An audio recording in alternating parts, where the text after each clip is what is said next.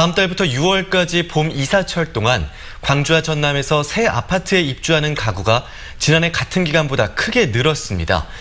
이와 같은 아파트 입주 물량 증가가 주택 매매가와 전세가에는 어떤 영향을 미칠지 살펴보겠습니다. 네, 한편 미국 정부가 밝힌 기준금리 동결이 우리 경제는 어떤 영향을 미칠지도 알아보겠습니다. 정진석 경제평론가 나와 있습니다. 안녕하십니까? 네, 안녕하세요. 네, 안녕하십니까? 수도권이나 다른 지역은요, 전년에 비해서 아파트 입주 물량이 줄었습니다. 네. 근데 우리 지역은 오히려 크게 늘었어요. 네. 구체적으로 얼마나 는 겁니까? 2018년에 과소공급량이었죠. 5,900여 세대밖에 입주를 안 했는데, 네. 2019년 올해는 저희가 이제 준비한 자료를 좀 잠깐 보시게 되면요. 네. 지금 올해 신규 아파트 바로 입주할 수 있는 공급 물량은 12,700여 세대로 거의 2배가 넘게 지금 증가한 수치입니다. 그러니까 네. 굉장히 좀 많이 증가한 거죠. 네. 통상 광주 지역의 수요 공급 균형 공급량이라고 하는 세대 수가 대략 한 9,000여 세대에서 10,000세대 정도로 많은 이제 연구 논문이나 기관에서도 이렇게 거론을 하고 있는데요. 사실 가격까지 삽입을 해가지고 공급량을 얘기한다면 올해 공급량은 대략 한 4,000여 세대 정도의 초과 공급을 지금 보이고 있는 건 사실입니다. 알겠습니다. 그런데 이렇게 아파트 입주 물량이 늘어나면요. 네. 뭐 아파트 매매가라든지 전세가에 이 영향을 미치겠네요. 네, 아무래도 이제 공급이 많아지면 가격은 전반적으로 좀 하락세를 좀 보이는 것이 이제 아주 기본적인 상식인데요. 네. 보시게 되면은 이제 여러 가지 가격이라는 것은 이제 여러 가지 뭐 공급이라든지 금리 정책 변수라는데 이미 지금 문제는 규제를 지금 현재 심하게 하고 있는 상황에서 입주를 지금 하고 있기 때문에 인위적으로 좀 거래가 많이 줄었습니다. 네. 작년 1분기 대비해가지고 거래량이 50% 이상이 줄었는데요. 이러한 현상들이 올 한 해 꾸준하게 나타나면서 광주 지역의 인기 비인기 지역의 양극화 현상과 함께 같이 나타날 걸로 지금 보이고 있습니다. 네. 네, 그러면 이와 같은 그 매매가, 전세가 하락세가 네. 얼마나 계속될 것으로 보시는지, 그리고 또 우리 지역 부동산 경기에 어떤 영향을 미칠지 이 두 가지 좀 짚어주실까요? 현재 우리 광주 지역의 부동산 시장은 서울 지역과 일부 동조화 현상을 보이면서 실수요자 중심 시장으로 지금 변하고 있는데요. 얼마 전 그 정부에서도 발표하기를 이제 부동산 시장에 대한 활성화는 없다고 지금 얘기를 했고요.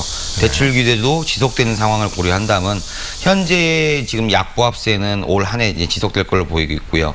추가한다 하면은 이제 아무래도 이제 신규 아파트에 대한 인기가 계속 지금 선호도가 높기 때문에요. 신규 분양 시장 역시 여러 가지 전매 6개월 제한이라든지 여러 가지 규제 속에서도 꾸준히 인기를 지금 보일 걸로 예상하고 있습니다. 알겠습니다. 금리 이야기 좀 해보도록 하겠습니다. 네네. 미국 정부가 연방금리를 동결하겠다고 발표를 했습니다. 네. 우리나라 금리에도 영향을 어느 정도쯤이나 미칠까요?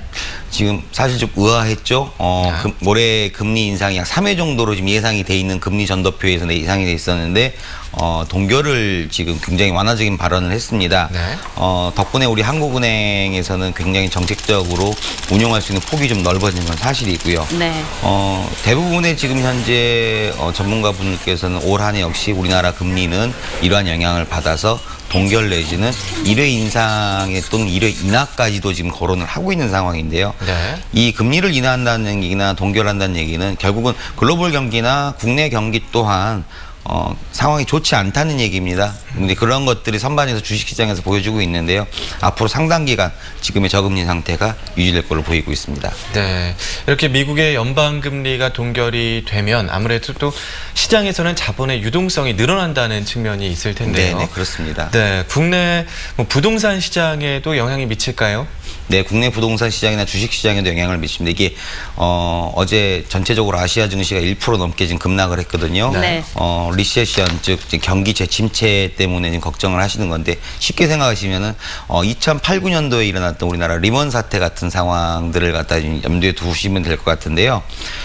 결국은 이겁니다. 이제 풀린 자본과 유동성을 정부가 이 고인물이라고 저희들은 통상 표현을 하는데 어느 방향으로 흘러갈 수 있게끔 틔워주는 역할이 중요한 시점이 지금 되어버렸고요. 네. 부동산이나 주식 역시 똘똘하고 안전한 자산 선호 현상이 더욱더 심화될 걸로 보이고 있습니다. 알겠습니다. 정진석 경제평론가와 이야기 나눴습니다. 감사합니다. 네, 감사합니다.